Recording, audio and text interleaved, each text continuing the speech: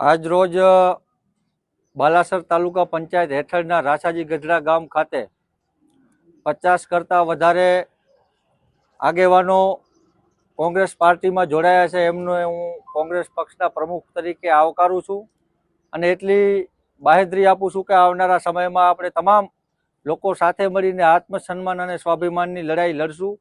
લોકોને સારું શિક્ષણ મળે, લોકોને રોજગાર મળે અને લોકતંત્રની રક્ષા કાજે આપણે તમામ લોકો કોંગ્રેસ પક્ષના સાચા સૈનિક તરીકે લડી અને લોકતંત્રને વધુ મજબૂત બનાવવા માટે આપણે આગળ વધશું. ફરીથી આજે કોંગ્રેસ પક્ષમાં જોડાયેલા તમામ આગેવાનોને અહીંયાથી કોંગ્રેસ પક્ષમાં આવકારું છું, એમને અભિનંદન આપું છું અને એમનો આભાર માનું છું કે હાલે જ્યારે લોકતંત્ર બચાવવાની લડાઈ કોંગ્રેસ પક્ષ દ્વારા ચાલુ છે, ત્યારે આ લડાઈને વધુ મજબૂત બનાવીને એક પ્રાવથડ વિસ્તારમાં કોંગ્રેસને વધારે મજબૂતાઈ આપી છે. એ બદલ હું આજે કોંગ્રેસ પક્ષમાં જોડાયેલ તમામ આગેવાનોનો હું હૃદયપૂર્વક આભાર વ્યક્ત કરું છું અને ફરીથી કહું છું કે આવનારા સમયમાં આપણે બધા સાથે મળીને ભારતના બંધારણને બચાવવાની, લોકતંત્રના મૂલ્યોને બચાવવાની લડાઈ સાથે રહીને લડીશું એવું હું આપ તમામ લોકોને વિશ્વાસ અપાવું છું.